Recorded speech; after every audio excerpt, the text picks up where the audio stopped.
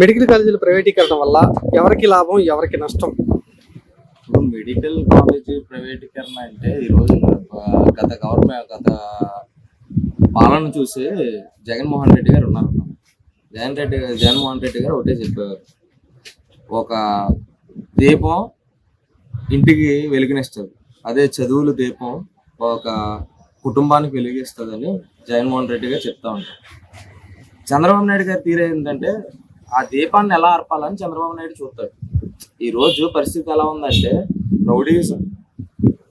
తర్వాత ఇదివరకు జగన్మోహన్ రెడ్డి గారు ఇంగ్లీష్ మీడియం తీసుకొస్తే చంద్రబాబు నాయుడు గారు దాన్ని వ్యతిరేకిస్తారు.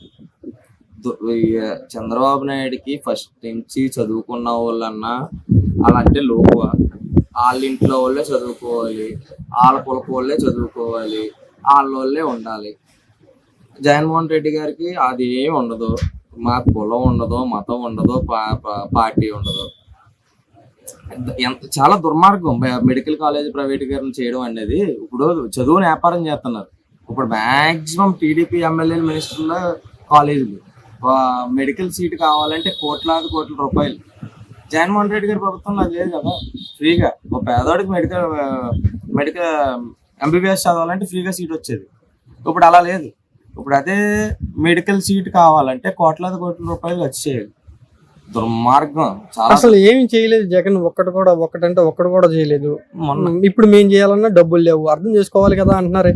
సిగ్గుండాలన్న మాట మాట్లాడడానికి. అది ఎవరైతే మాట్లాడారో సిగ్గుండాల మాటలు మాట్లాడడానికి. ఏమీ చేయలేదంటే మొన్న పోలీసులు పెట్టి అంత ఆపక్కర్ల సేలో మెడికల్ కాలేజ్ ప్రోగ్రామ్ అప్పుడు పడిపోయింది ఒక్కొక్కడికి. మెడికల్ కాలేజ్ దగ్గరికి వెళ్తుంటే ఏ బయటపడిపోతాయో, జగన్మోహన్ రెడ్డి కట్టించిన ఏం బయటపడిపోతాయో అని పడిపోయింది కొడుకు. చాలా దుర్మార్గం చెప్తున్నాను కదన్నా. కరెక్ట్గా వీళ్ళకి ఇంకో 3 సంవత్సరాలు ఉంది. 3 సంవత్సరాలు ఎన్ని దుర్మార్గాలు చేస్తారో చేయనివ్వండి. వీళ్ళు మొదలు పెట్టారు, మేము దాన్ని ఎండ్ చేస్తాం.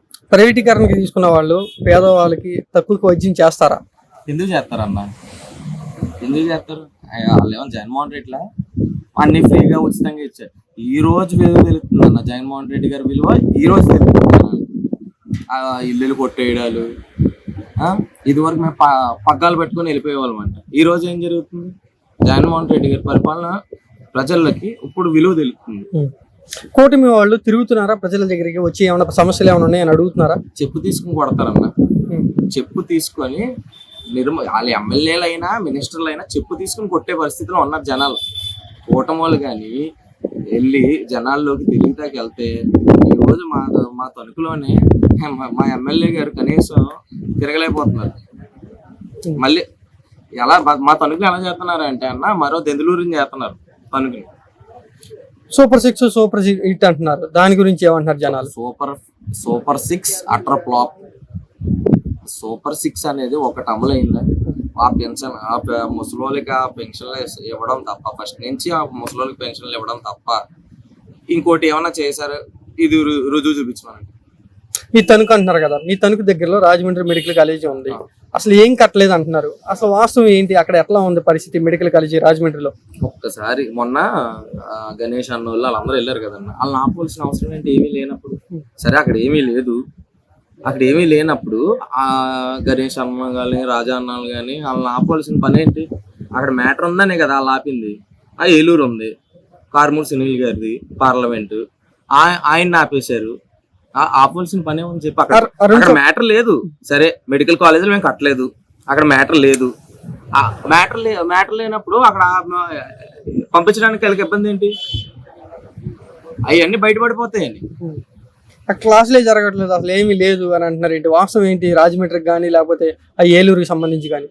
ఏలూరుకి సంబంధించి మొన్న ఎందుకు ఆపారంటే క్లాసులు జరగట్లేదని ఏ పనికి మళ్ళీ ఏదో చెప్పాడో మనకు తెలియదు. కానీ మొన్న మేము వెళ్ళే రోజు కూడా అక్కడ ఎగ్జామ్ జరుగుతాం ఏలూరు మెడికల్ కాలేజ్. మొత్తం టోటల్ గా ఏమంటారు?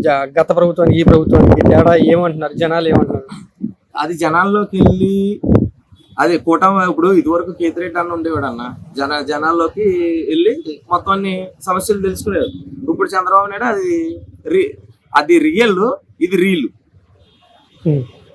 అర్థం చేసుకోవచ్చు. రియల్ ప్రభుత్వానికి చాలా తేడా ఉంటుంది. ఇప్పుడు చంద్రబాబు నాయుడు ప్రభుత్వం ఏంటంటే రియల్ ప్రభుత్వం, ఇది జగన్ అన్నది రియల్ ప్రభుత్వం. ఓకే.